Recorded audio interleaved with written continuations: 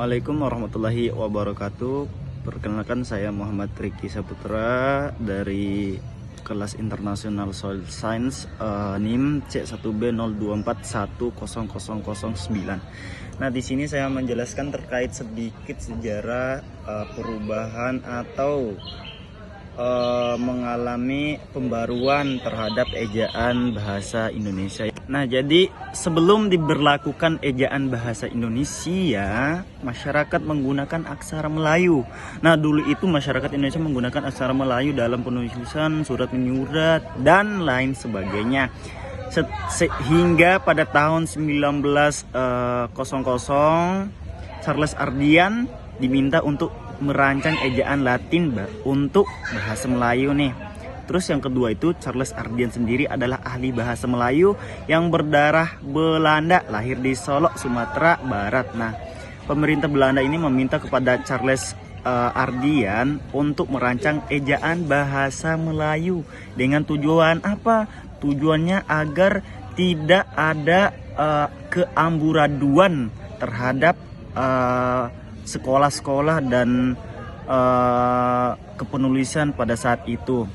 Dan yang ketiga adalah ejaan Republik. Nah, ejaan ini muncul karena dilatar belakangi oleh keinginan cendekiawan dan budayawan Indonesia yang hadir dalam Kongres Indonesia. Nah, tujuannya ini untuk melepaskan pengaruh Belanda nih. Nah, jadi tujuan dari ejaan Republik ini nih untuk melepas pengaruh dari Belanda.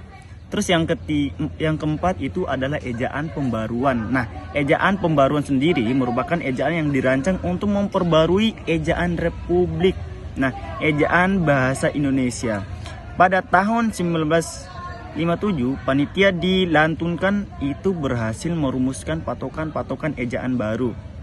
Akan tetapi, ejaan tersebut tidak pernah diberlakukan hingga saat ini. Nah, yang kelima adalah ejaan Melindo. Ejaan Melindo ini adalah sistem ejaan Latin nih yang termuat dalam pengumuman bersama ejaan bahasa Melayu Indonesia atau Melindo.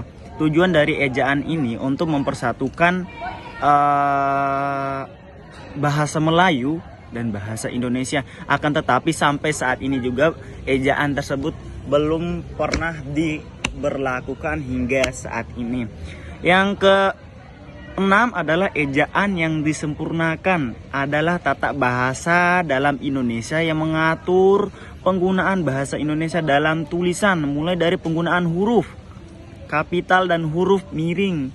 Nah, ejaan yang disempurnakan ini adalah ejaan yang disempurnakan dari ejaan-ejaan sebelumnya seperti aksara Melayu, Melindo, ejaan Republik, dan lain sebagainya yang saya jelaskan tadi.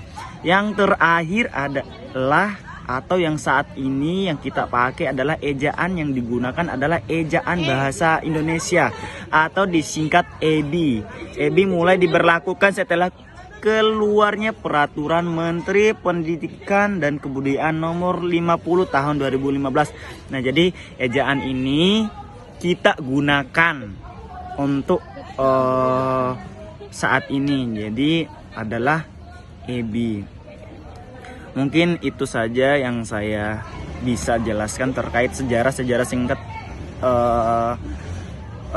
dari pembaruan atau disempurnakannya ejaan bahasa ini, mulai dari aksara Melayu hingga ejaan EBI ini, ejaan bahasa Indonesia.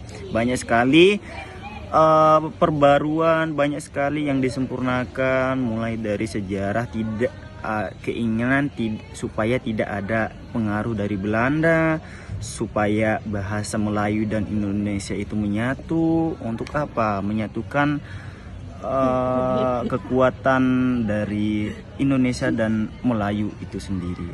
Terima kasih. Wassalamualaikum warahmatullahi wabarakatuh.